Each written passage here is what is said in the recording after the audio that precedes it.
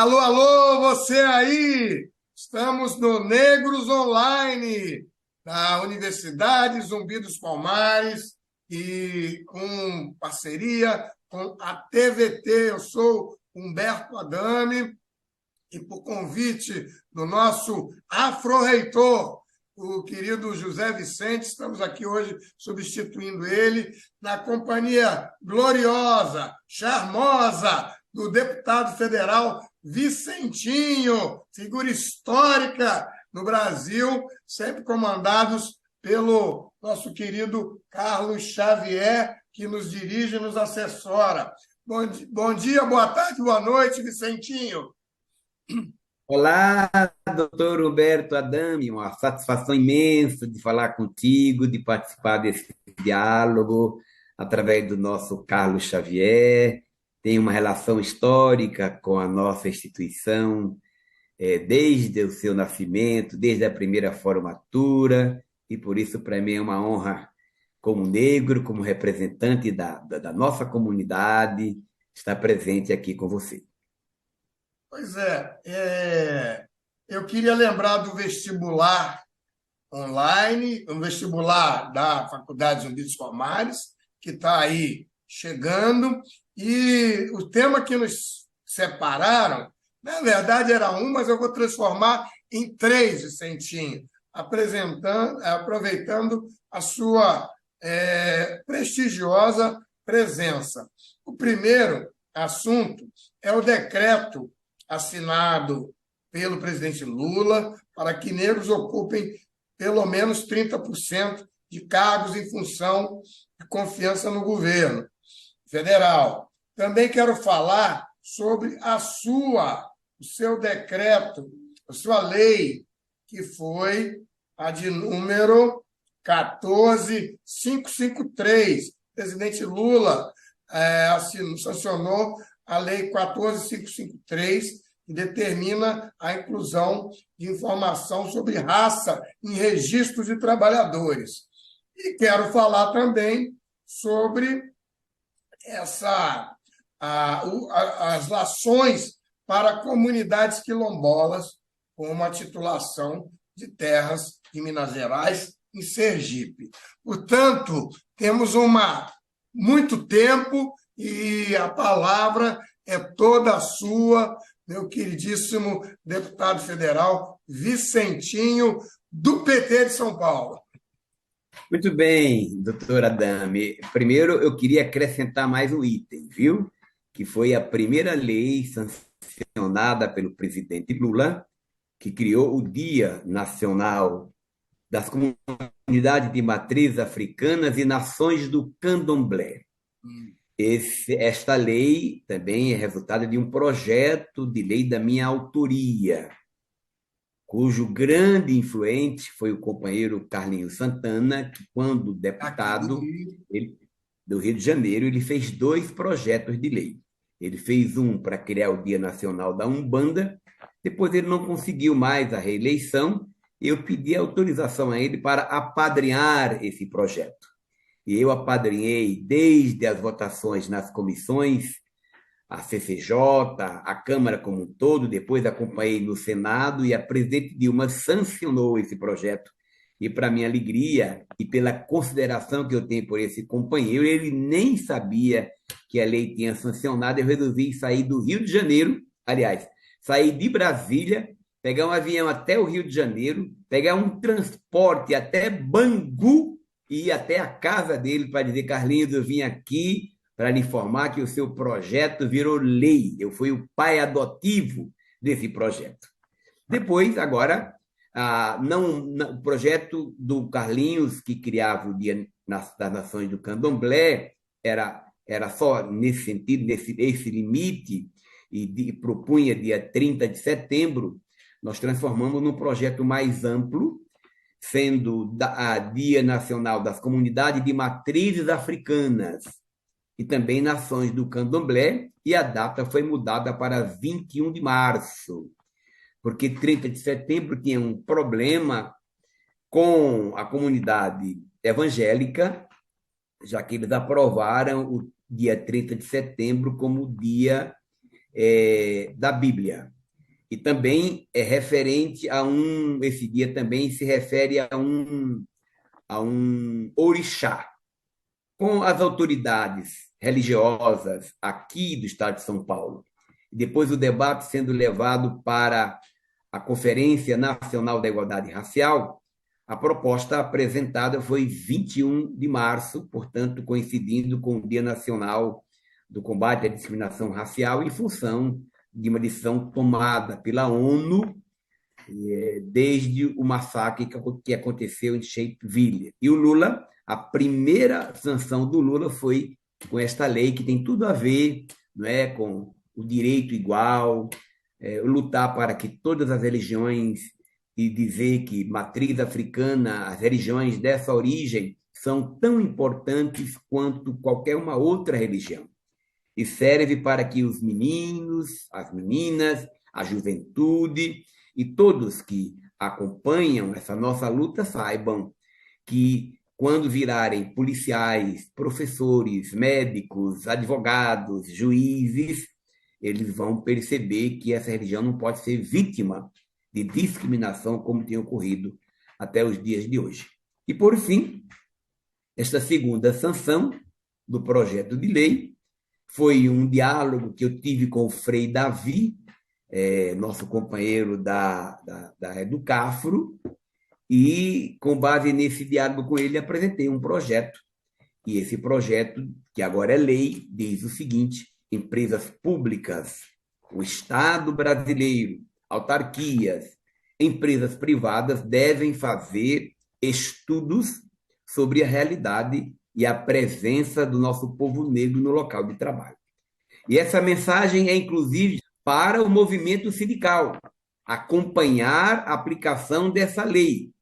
Por quê? Porque, ao diagnosticarmos qual é a realidade do povo negro no local de trabalho, se pode definir políticas para a inclusão, inclusive nas promoções. Quantos generais negros nós temos? Quantos chefes negros ou diretores de empresa nós temos? Empresas públicas, empresas privadas. Quantos nós temos secretárias, negros e negras? Quem são chefes, quem não são chefes? Por esse motivo, essa lei é importante, e a lei diz claramente que a cada 5 anos tem que ir reavaliando, não a lei, mas a realidade do nosso povo. Nós não queremos privilégio para o nosso povo negro ou para outra etnia, nós queremos oportunidades iguais e que as pessoas sejam julgadas pela a sua competência, pela sua capacidade. Portanto, esse projeto é de grande importância. Graças ao presidente Lula, temos uma lei para tratar desse assunto. Queria dar início ao nosso diálogo falando sobre a questão que já vem de lá, da época que eu era ouvidor da igualdade, da igualdade racial, na gestão do ministro Edson Santos, onde a ouvidoria fez uma pesquisa de quantos eram os cargos de negros para os então chamados DAS. E eu mandei ofício, os 250 órgãos da esplanada, e foi um monte de xingamento de volta, para saber quantos cargos DAS as instituições do governo federal tinham com pretos e pardos. E a medida não era bem essa de 30%, não. Mas é um caminhar, e às vezes o Frei Davi sempre diz isso, a gente tem que festejar a concretização dos resultados de avanço. E nesses avanços, eu vou lembrar para você que o decreto 4228 já tinha essa inclusão, metas de inclusão de afrodescendentes, que até agora é um trabalho que está aí para a ministra Aniele e para o ministro Silvio Almeida, e com certeza a legislação que é formulada pelo parlamento, de sua autoria, ajuda muito nesse sentido aí, de saber de mais gente preta ocupando os cargos da administração pública. Por favor, deputado Vicentino. Primeiro, eu quero parabenizar os desembargadores do Tribunal de Justiça pela coragem em assumir essa luta e assegurar o espaço de discussão no caso do Rio de Janeiro. Eu estou dizendo isso porque este ano nós vamos comemorar 80 anos da CLT. No próximo dia 22 realizaremos uma sessão solene. E outro carioca, o doutor Lélio, que é presidente do Tribunal Superior do Trabalho, tem uma sensibilidade extraordinária e quero discutir com ele mecanismos como esses que vocês desenvolveram aí no Tribunal de Justiça para que os operadores do direito, os juízes, não somente os magistrados, mas defensoria pública, é, é, também Ministério Público. Ministério Público, advogados, enfim, todos tenham conhecimento de que é assim que a gente acaba com o racismo institucional. Isso é muito importante. Quando eu fui presidente, eu aqui, quando presidi a ACUT, eu fundei, junto com meus colegas, o INSPIR, o Instituto Interamericano pela Igualdade Racial no Trabalho. Fizemos uma pesquisa junto com o DIESE e já mostrava o quanto era grave a situação naquele período entre negros e brancos no local de trabalho, e se a mulher era negra... Inclusive nas categorias bancárias, né? A presença de trabalhadores negros nos bancos. É verdade. Daí, eu me lembro bem. E se era mulher negra, a situação era mais grave ainda. Então, vamos trabalhar, vamos juntar força nessa perspectiva para a gente fazer todo esse processo evoluir. Estamos dando salto de qualidade, infelizmente tivemos um sobressalto inaceitável, não é? Um soluço histórico horrível com a presença do Bolsonaro e todo aquele povo, mas agora a gente vai seguir nesse caminho. O fato do Lula ter como sua primeira lei assinado esse meu projeto é de uma importância histórica, como foi a lei que ele fez para a história e cultura da comunidade, da história da África, né? A 10.639. Então, estamos juntos, estimado doutor Humberto. Eu agradeço pelo convite. Por favor, peça para que a assessoria envie esse ofício para o meu gabinete e eu avaliarei com muito gosto. Se eu tiver condição, eu irei, até porque, como advogado, eu torço muito para que a Ordem dos Advogados do Brasil siga um caminho histórico no sentido da dignidade humana e da democracia. Eu que, como advogado, senti falta da OAB nesta luta contra o Bolsonaro, né? No caso do impeachment, né? E eu gostaria muito que a OAB fosse cada vez mais importante para todos nós. São esses importantes gestos que farão com que a gente siga no trabalho. Eu diria o seguinte, querido Vicentinho, você é um contemporâneo do Lula na luta sindical, é um parceiro importante. Você falou em mulher negra, e ontem eu recebi um pedido de ajuda que eu faço questão de reproduzir aqui, que é a nossa companheira, a doutora Valdirene, do Ministério Público do Trabalho, que está concorrendo a uma vaga aí de desembargadora no TRT de São Paulo. Está lá para ser avaliada, ela está na lista tríplice, e ela está com 22 anos de trabalhos junto ao Ministério Público do Trabalho.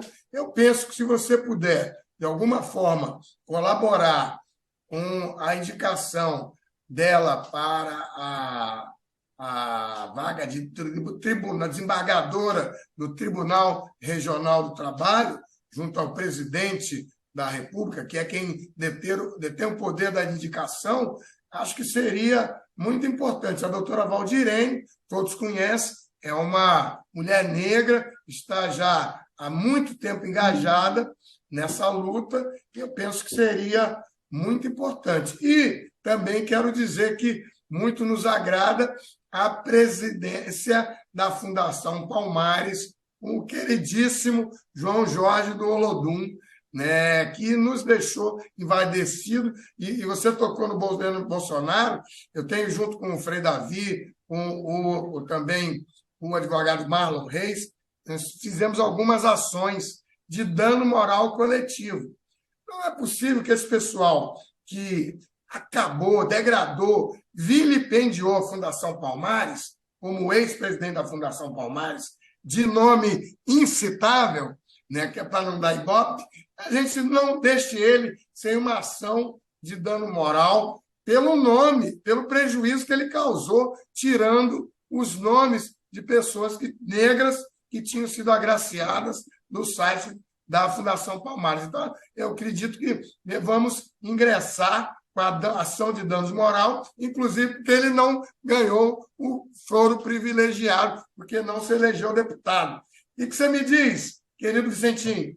Primeiro, saudar o nosso querido presidente João do Olodum, né? Eu dei parabéns para ele logo quando ele foi indicado e estou à disposição dele no parlamento e qualquer dia eu vou visitá-lo.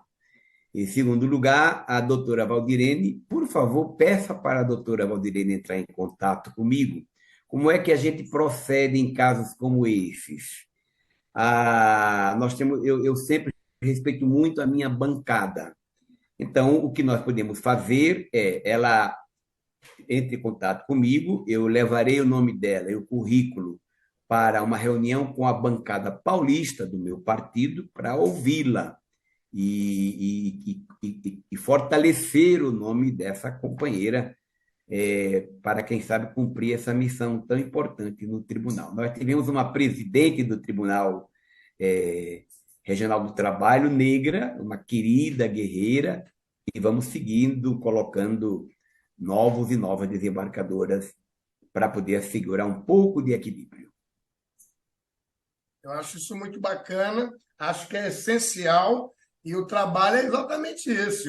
A Casa Civil é quem está deliberando esses temas junto ao presidente da República. E com a bancada do PT, liderada por um líder histórico da luta sindical, da luta do direito do trabalho, como é o deputado Vicentinho, acho que as chances da querida procuradora do trabalho, Valdirene, vão ser redobradas aí, e a gente já pode começar a chamar ela de desembargadora já, desembargadora do trabalho. Eu quero dizer o seguinte, essa luta toda tem me chamado muita atenção. Aqui eu estou no PSB e o Mink, o ex-ministro Mink, Carlos Mink, que é vereador aqui, é deputado estadual aqui no Rio de Janeiro, vereador, já foi ministro, já foi deputado, ele tem desenvolvido uma campanha do cumpra-se, porque nós temos tantas leis que não são cumpridas, que chega uma hora que é preciso que a gente, ao lado de fazer novas leis, também tenhamos o objetivo de cumprir as leis já existentes. É possível pensar nisso, deputado federal Vicentinho?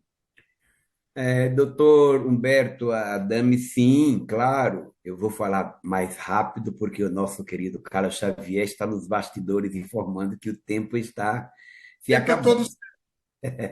Mas olha só, eu acho uma importante iniciativa do Carlos Mink, de todos nós da sociedade civil. Lei, para não ser cumprida, tem vários aspectos, muitas vezes. Às vezes, quando a lei ela nasce sem a participação dos diretamente envolvidos, ou quando, de propósito, segmentos que têm outra visão de sociedade não fazem cumprir a lei. Eu acho ótimo, estou dentro desse tipo de campanha, até porque a lei, para não ser cumprida, ela já nasce morta, e, sobretudo, as leis maravilhosas, não é, que buscam a dignidade humana. A lei para inglês ver, né? Nos tempos da escravidão aí, né? Eu quero dizer o seguinte, estamos todos nos aproximando aí do dia 13 de maio, onde normalmente o movimento negro fala muito sobre a libertação dos escravizados, e há uma polêmica que eu chamo de falsa polêmica, que é o dia 13 de maio, que alguns não querem comemorar, porque acham que não tem nada para comemorar, e falam do 14 de maio como a abolição inacabada.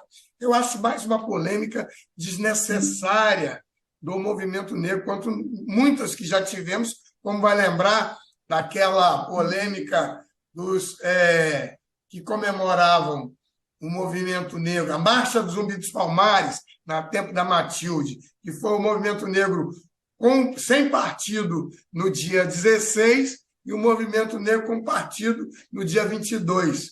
E, na verdade, um punhadinho de gente, quando se somadas as forças, teria sido muito maior. Eu acho que três argumentos para se manter a comemoração do 13 de maio, não porque se fale da Princesa Isabel, mas com três razões. A primeira razão é o cidadão, a libertação dos cativos. Se você tinha lá a sua tataravó, ela sonhou de um dia ser liberta, apanhando. Aí vem o tataraneto com as afromadeixas e diz assim, não tenho nada para comemorar. Eu acho que a minha tataravó ia estar com uma vara de marmelo e aquela surra de cansanção para dizer, não tem nada para comemorar, porque não era você que não estava lá debaixo do eito. Então, acho que a libertação dos cativos é uma coisa que tem que ser celebrada assim, e o sentimento de liberdade daqueles seres humanos que passaram a vida inteira almejando. A outra coisa é a luta dos abolicionistas. Gente que viveu para isso, Luiz Gama, Rebouças, Joaquim Nabuco, vai pegar e vai também dizer que essa luta não foi importante. E terceiro, um argumento de ancestralidade é a Umbanda, que tem o fundamento nos pretos velhos. Quem eram os pretos velhos? Eram todos escravizados. Tudo isso leva a comemorar, sim, a libertação do 13 de maio e a libertação, o fim da escravidão. E, portanto, a libertação. Por isso eu queria que você comentasse aí no tempo que nos resta, e desde já agradecendo a sua imensa participação. Doutor Adamo, eu sempre costumo respeitar as ideias diferentes, mas determinados temas eu nem entro nesses debates, porque, bom, em primeiro lugar, nós valorizamos muito o 20 de novembro, porque é um dia da imortalidade de Zumbi dos Palmares, o exemplo maior que nós temos do nosso grande herói. Agora, não descartamos, evidentemente, o 13 de maio, se foi a princesa que assinou, mas a luta foi anterior, não é? A luta foi anterior. Os próprios quilombos, né? As próprias revoluções, as próprias lutas que tiveram no país inteiro, sobretudo em vários estados do Nordeste brasileiro, contra a escravidão, e aqui no país também, até antes da Lei Áurea, né? Até antes da Lei Áurea, a lei dos 60 anos, o comandante, eu esqueci o nome dele agora, mas um grande lutador no Ceará que não permitia a chegada dos navios negreiros, né? Então, Dragão do Mar. Todas essas lutas fazem parte para acontecer o dia 13 de maio, né? Então, vamos comemorar colocando os pingos nos is. Se alguém fala, aqui no Rio de Janeiro. Se alguém fala que o 13 de maio é somente pela Princesa Isabel, está errado. Mas que ela assinou, mas tem toda uma história por trás. É isso aí.